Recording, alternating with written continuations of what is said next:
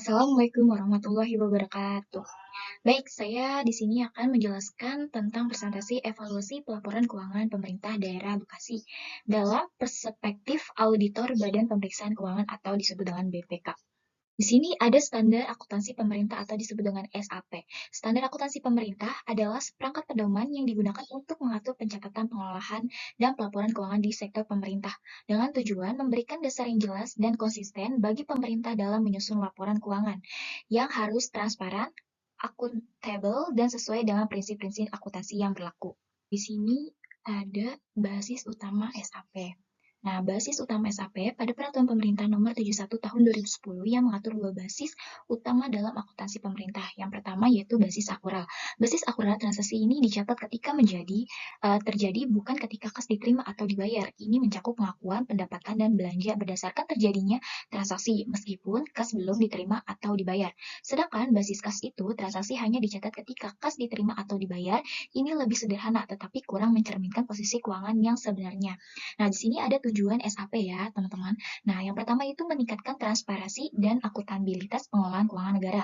Yang kedua yaitu memastikan bahwa laporan keuangan pemerintah dapat dipercaya dan digunakan untuk pengambilan keputusan yang tepat. Nah, yang ketiga yaitu membantu pengawasan dan kontrol atas keuangan negara. Nah, selanjutnya akan dibacakan oleh teman saya, yaitu Karini.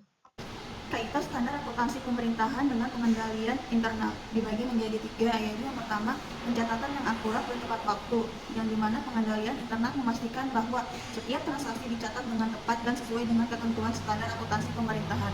Lalu yang kedua ada pencegahan kecurangan dan penyalahgunaan, yang dimana sistem pengendalian internal bertujuan untuk mengurangi risiko kecurangan dalam pengelolaan keuangan negara.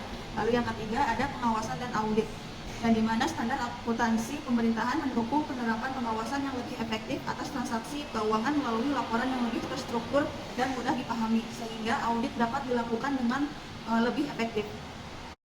Lalu selanjutnya kaitan standar akuntansi pemerintahan dengan manajemen aset dibagi menjadi tiga. Yang pertama pencatatan aset, yaitu pencatatan yang sesuai dengan standar akuntansi pemerintahan membantu memastikan bahwa nilai aset tercatat dengan benar. Lalu yang kedua penilaian aset, yaitu standar akuntansi pemerintahan memberikan pedoman tentang bagaimana aset harus dinilai secara berkala sehingga nilai wajar dari aset pemerintahan dapat dihitung dengan benar dalam laporan keuangan. Lalu yang ketiga ada penghapusan dan pengalihan aset, yang dimana standar akuntansi pemerintahan juga mengatur tentang prosedur penghapusan atau pengalihan aset yang sudah tidak layak. Proses ini harus sesuai dengan prinsip yang ditetapkan dalam standar akuntansi pemerintahan.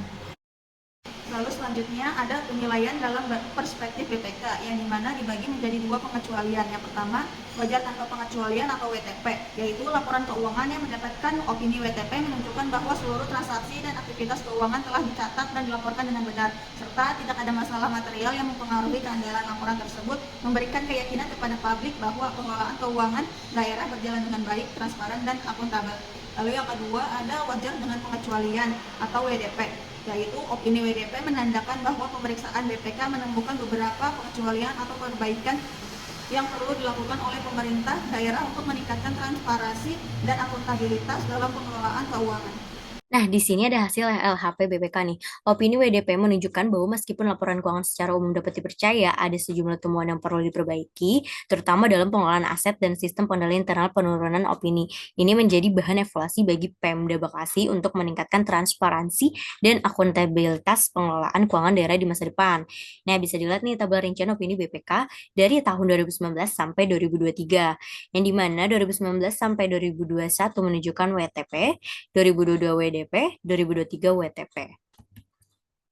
Lalu selanjutnya Pembahasannya yang pertama itu kepatuhan terhadap standar akuntansi pemerintah atau SAP. Laporan keuangan Pemda Bekasi menunjukkan peningkatan dalam mematuhi SAP, terutama dalam penyajian laporan operasional, laporan perubahan ekuitas, dan neraca. Namun temuan BPK mengungkapkan kesalahan pencatatan pada aset tetap yang belum tertib administrasi. Yang kedua, pengakuan pendapatan yang tidak sesuai dengan basis akrualnya. Pembahasan selanjutnya yang kedua, transparansi dan akuntabilitas.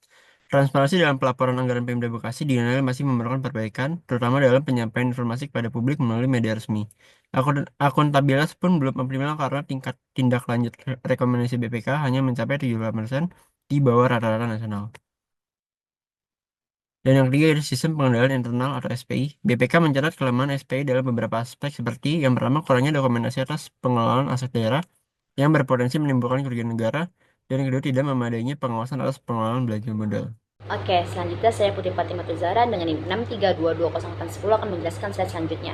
Di sini ada tren opini BPK terhadap Pemda Bekasi. Nah, selama 5 tahun terakhir, opini BPK atas laporan keuangan Pemda Bekasi berfluktuasi antara WTP atau wajar tanpa pengecualian dan WDP, wajar dengan pengecualian. Di sini ada faktor utama yang memengaruhi dua opini ini, yaitu yang pertama adalah ketidakakuratan data aset tetap.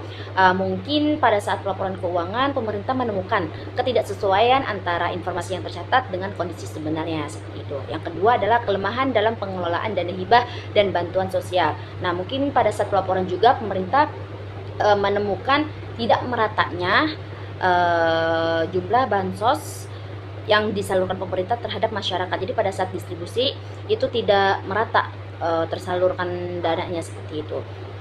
Jadi ini yang menyebabkan opini BPK terhadap Pemda Bekasi berubah dari WTP menjadi WDP pada tahun 2022. Oke, selanjutnya ada tantangan utama Pemda Bekasi. Nah, yang pertama itu ada kapasitas sumber daya manusia yang belum memadai. Nah, di sini itu kapasitasnya bisa mencakup beberapa hal. Yang pertama, kurangnya keterampilan dan pengetahuan. Jadi tenaga kerja yang ada tidak memiliki kompetensi yang dibutuhkan untuk melakukan pekerjaan secara efektif. Yang kedua, jumlah tenaga kerja yang tidak cukup. Mungkin jumlah pekerja yang ada tidak mencukupi untuk memenuhi tuntutan pekerjaan atau perkembangan organisasi. Yang ketiga itu ada ketidaksesuaian antara pendidikan dan pekerjaan, sehingga pendidikan dan pelatihan yang diberikan tidak sesuai dengan jenis pekerjaan yang ada. Yang ketiga ini ada keterbatasan sumber daya manusia. Sumber daya manusia yang ada tidak mampu untuk mengatasi tantangan atau kebutuhan yang semakin kompleks dan berkembang. Dan yang kedua yaitu belum optimalnya sistem informasi keuangan daerah. Nah, di sini sistem informasi yang digunakan mungkin belum digunakan secara maksimal. Jadi belum optimal. Dan yang terakhir itu adalah kurangnya komitmen pimpinan terhadap perbaikan tata kelola keuangan. Jadi ini menjadi PR pemerintah untuk memperbaiki tata cara mengelola keuangan pemerintah daerah Bekasi. Jadi kesimpulannya adalah pelaporan keuangan Pemda Bekasi telah menunjukkan perkembangan positif, namun masih terdapat kelemahan signifikan yang perlu diperbaiki. Peningkatan transparansi, penguatan sistem pengendalian internal, serta kepatuhan terhadap rekomendasi BPK sangat diperlukan untuk meningkatkan kualitas pelaporan keuangan. Dengan komitmen yang kuat dari seluruh pihak, opini WTP atau wajar tanpa pengecualian dapat dicapai secara berkelanjutan. Oke, sekian presentasi dari kelompok kami. Jika ada salah, kurang lebihnya mohon dimaafkan. Wassalamualaikum warahmatullahi wabarakatuh.